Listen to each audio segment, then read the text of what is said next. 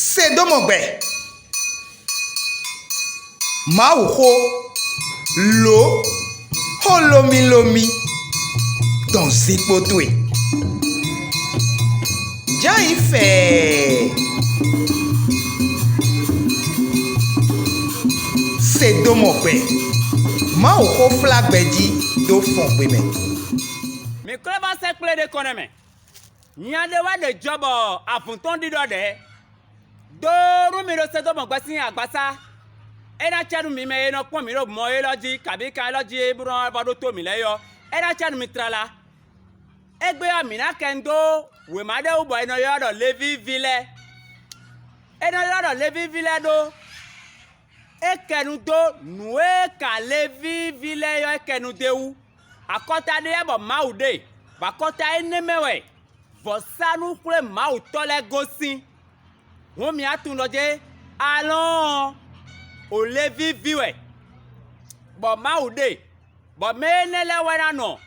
meyi Israel vibo gosi kan mo gbenu bo akwe aikun papagbe ton jiyo ye de we no nu etan bo me ka wla we ma mon koton me wla we ma mon koton yo nu akoje we ma khaji po won mere sando nu we anatun ro Moizi we wla we ma ene o ba wetan we e ka wla we ma o e wla do kwe afotewe kande o wa ikwe afotewe o chobo e wa ji Jesu won gbe nu e wla we ma ene yo ene ba mi go se fina mi akambi odo o khota te kan khota pataki en we ma ton e khota en we ma ton e wa ino mi ma tun do ma mi ton mi mewe eyan e mi me do donu atonji nu de so si ku me so e pon an ba mi go si khota di onu te kan nu yan wili we ma ton ma o sa kota o Levi ton bo tian vosanu kle ma o tole de me bo e pole bi kwina penu ku goho wu lo etewu ye de lewe na kunlo akota e Israel ton kabi togun Israel ton de ena zuzon kha ma ogbe de ena se ma ogbe newe te ma o kabaro gbeto si o me ne lewe na kun togun Israel ton bonu ye na dono petrolo ame kakawa ije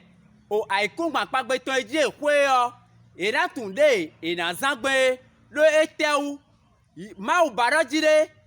eniyan kotade bo gbonfo na kotade le gbonu wa etome gbon sise mime o ye ni gbonfo na kotade le ene wiwa mewe ye na mo fedu ma oton mramo alodation me ma oton egbeso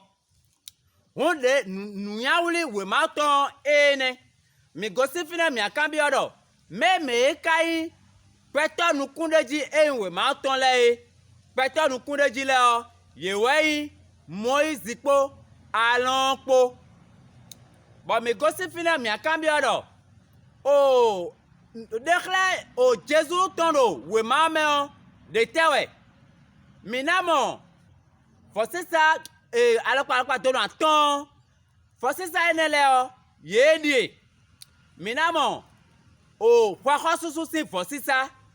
bonamo o kwaso keme fosisa bonamo o voye non tozoe bonamo o kondokpo vosisa lo bonamo jinukusin vosisa vosisa aton lene bo mi gosi fine o do nuele Jesu khla do fine la me o mi na modo je alon me vosanu kule ma o to da kwo we a Jesu de so vosanu kule ma o to da kwo we vongbon ede me wa inojire Jesu ayin kwodopo me no itemi me bi o me a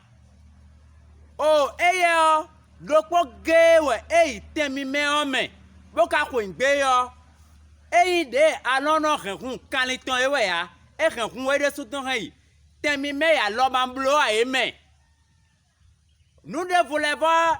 de Jesu clado we ma me yo ewe we dopo tenwe pataki e no duro Israel sin togun omele bo ene o puede vonu mina ken dejinu mi bona gbaje me do poro bo mina monu kun jeme Nɔvi sɔ nɔvi nyɔnu ɖo to ɖo mi wa gbɔn wɛkɛ ame bi lɛ ye.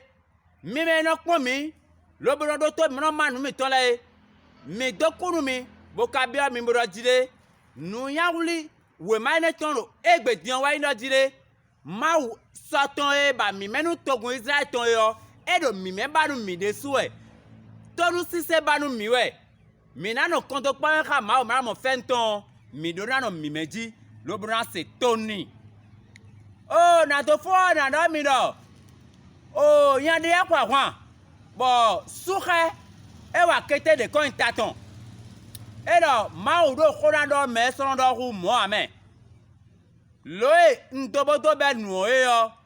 Boru me de mo siton. E ni keke bo na do donu ye lo le. Mi na no konto po ma do e jagudo e. E ra chenu mi.